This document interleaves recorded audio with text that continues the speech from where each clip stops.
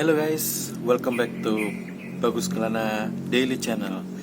Kali ini kita akan berdiskusi tentang meneruskan tema video sebelumnya, yaitu adalah tentang Black Lives Matter sesi 2.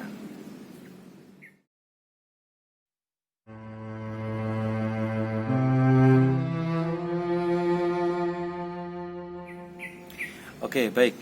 Jadi kali ini kita akan berdiskusi masih tema Black Lives Matter yang kedua, dan kali ini kita akan sedikit mereview pembahasan kita di sesi yang pertama, yaitu kita kemarin sudah membahas sedikit mengenai kenapa isu Black Lives Matter ini lahir gitu ya, terutama di Amerika Serikat.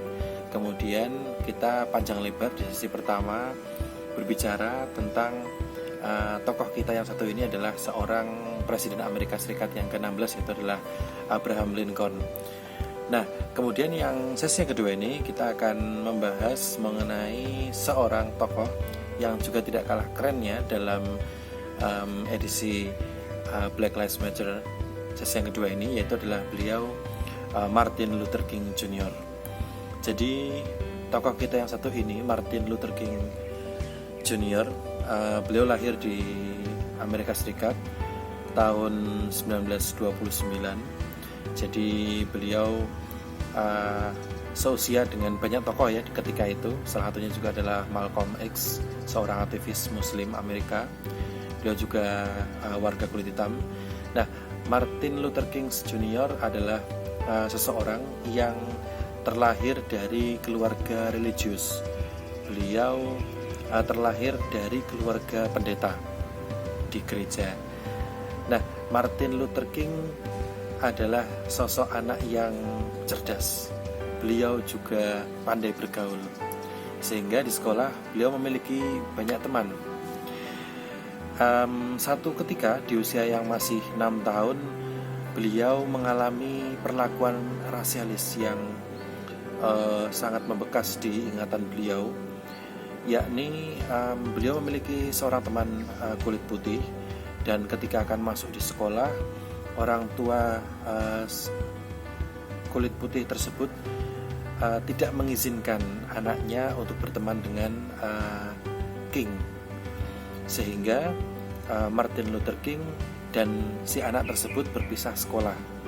Ini adalah perasaan yang luar biasa membekas di hati Martin Luther King, sehingga beliau memiliki perasaan tersendiri terhadap diskriminasi ras, perbedaan warna kulit. Kemudian beliau bersekolah hingga di usia yang masih sangat muda, yaitu 15 tahun, beliau sudah bisa masuk ke universitas. Luar biasa kan? Jadi beliau sejak muda, sejak anak-anak bahkan sudah menunjukkan bakat kepandaiannya dalam menerima dan menyerap pelajaran di sekolah.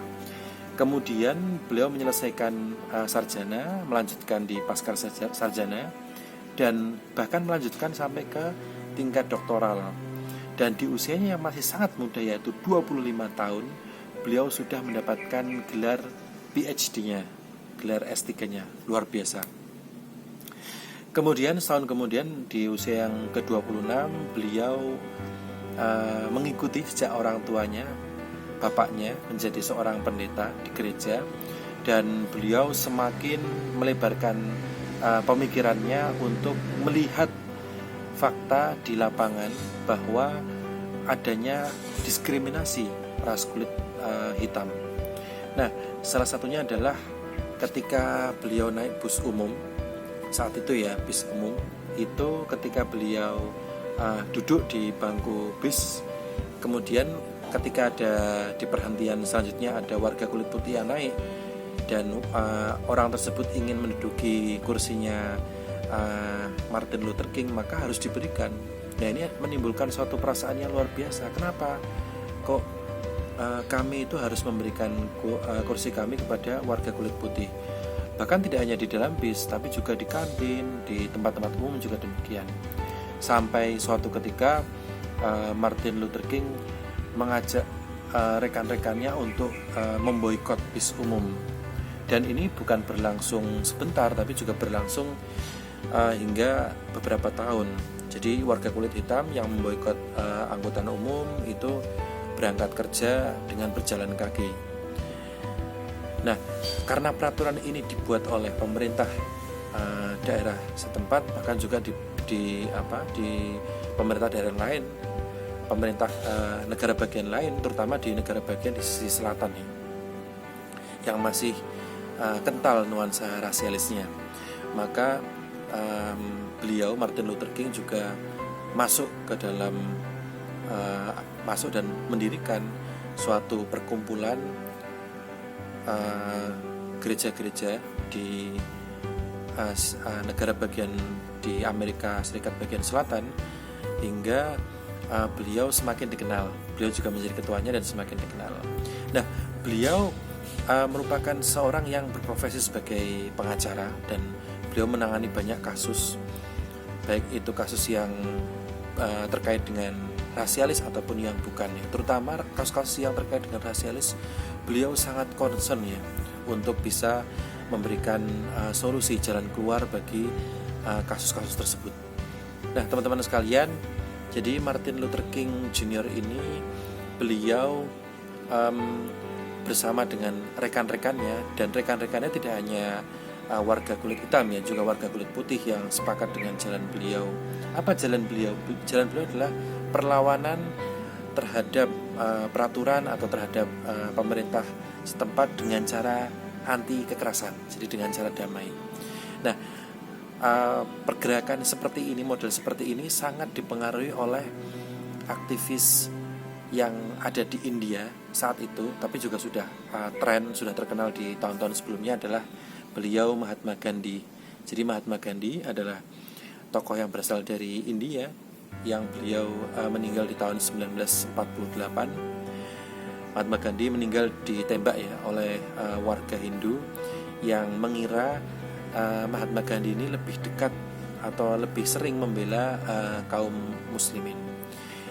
Nah, Mahatma Gandhi ini menggerakkan banyak sekali hati dari warga India, terutama yang melawan pemerintahan yang sewenang-wenang atau secara umum melawan kesewenang-wenangan dengan cara anti kekerasan, dengan cara damai, dengan cara menguatkan hati dan pikiran untuk bisa melawan dengan cara anti kekerasan. Ini adalah cara yang luar biasa dan ternyata memberikan pengaruh yang banyak, yang luas bagi tokoh-tokoh di luar India. Salah satunya adalah Martin Luther King Jr. Nah, Martin Luther King Jr. juga menginginkan cara yang sama dalam melakukan perlawanan, yaitu dengan cara anti kekerasan. Nah, beliau bersama dengan banyak sekali rekan-rekannya merencanakan akan mengadakan long march yang luar biasa, mengajak banyak sekali orang-orang atau warga. Akhirnya di tahun 1960-an beliau berhasil mengadakan long march itu tidak terlalu jauh, yaitu adalah dari monumen Washington menuju ke Lincoln Monument ya. Kira-kira sekitar berjarak 1,2 atau 1,3 km, tidak terlalu jauh. Tapi diikuti oleh kurang lebih 200.000 orang, luar biasa banyak. Dan ketika itu Long March itu sangat terkenal. Long March Washington itu satu demi satu orator menyampaikan pidatonya, speech-nya. Dan karena Martin Luther King juga sudah terbiasa melakukan pidato sejak muda, maka pidato beliau yang paling dikenal yaitu adalah pidato dengan judul I Have a Dream. I have a dream, saya memiliki sebuah mimpi. Apa yang beliau katakan salah satunya adalah beliau menginginkan suatu masa depan yang lebih baik dari saat itu. Beliau menginginkan 4 anaknya memiliki kehidupan yang lebih baik daripada masanya. Dan kemudian beliau juga menginginkan masa depan yang terbebas dari diskriminasi rasialis. Dan pidato ini menggerakkan hati banyak sekali orang. Dan beberapa saat setelah itu yang ditunggu-tunggu tiba, yaitu adalah Undang-Undang Hak Sipil di tahun 1962 itu disahkan gitu ya oleh pemerintah federal. Dan Undang-Undang Hak Sipil ini betul-betul menghapus perlakuan diskriminasi yang dialami oleh warga kulit hitam selama ini. Dan ini menjadi salah satu tonggak sejarah. Salah satu judul dari Long March yang terkenal ini adalah Long March untuk kebebasan dan pekerjaan, karena pekerjaan pun juga warga kulit hitam mendapatkan diskriminasi. Nah, teman-teman sekalian, kita bisa melihat bahwa Martin Luther King Jr. memang berusia cukup muda ketika beliau meninggal. Beliau meninggal di usia 39 tahun dengan cara ditembak ya. Beliau ditembak dari jarak dekat ketika keluar dari kamar hotelnya ketika mengadakan satu acara begitu. Dan pembunuhan ini memicu banyak kerusuhan di banyak negara bagian di Amerika Serikat ketika itu.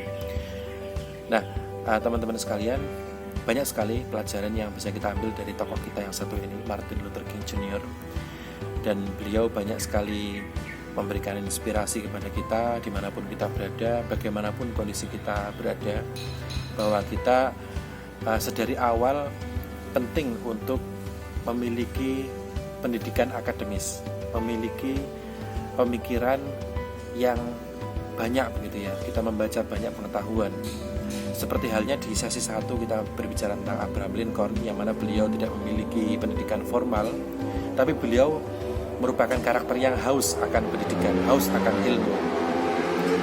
Kalau Martin Luther King Jr. beliau bisa menimba ilmu secara akademis di bangku sekolah dan perkuliahan, dan beliau memanfaatkan kesempatan itu dengan sebaik-baiknya. Beliau menimba ilmu dengan sedalam-dalamnya, sehingga di usia yang 25 tahun, masih sangat muda, sudah menyelesaikan PhD-nya.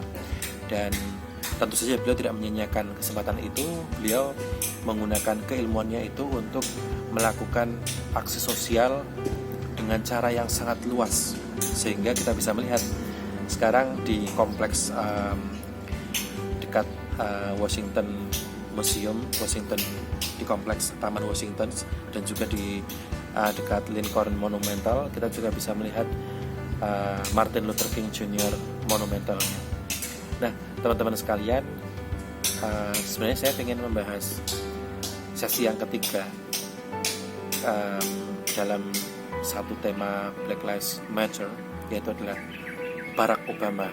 Beliau adalah presiden kulit hitam yang memiliki pengaruh yang besar dalam kancah kehidupan di Amerika Serikat. Namun karena beliau juga masih melanjutkan karyanya, beliau masih hidup ya sampai hari ini, beliau masih melanjutkan karyanya. Jadi saya urung untuk membahas beliau.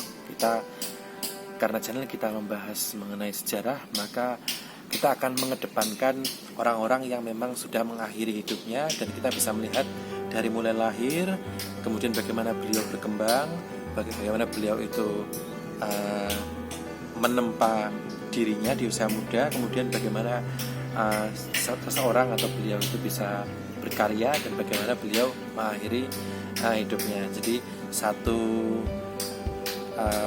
diorama panjang dari kehidupan seseorang ini akan kita bisa melihat dengan lebih utuh. Tapi kalau misalkan masih hidup, maka kita memberikan kesempatan kepada beliau untuk mengeluarkan karya siapapun. Baik, itu mungkin yang kita bahas diskusi pada kali ini. Silahkan kalian bisa menuliskan di kolom komentar jika ada yang ingin kalian diskusikan. Kalian bisa subscribe jika menyukai konten semacam ini, dan bisa share, like jika kalian ingin bagaimana berpartisipasi dalam pengembangan channel ini. Oke, terima kasih. Thank you for watching and terima kasih.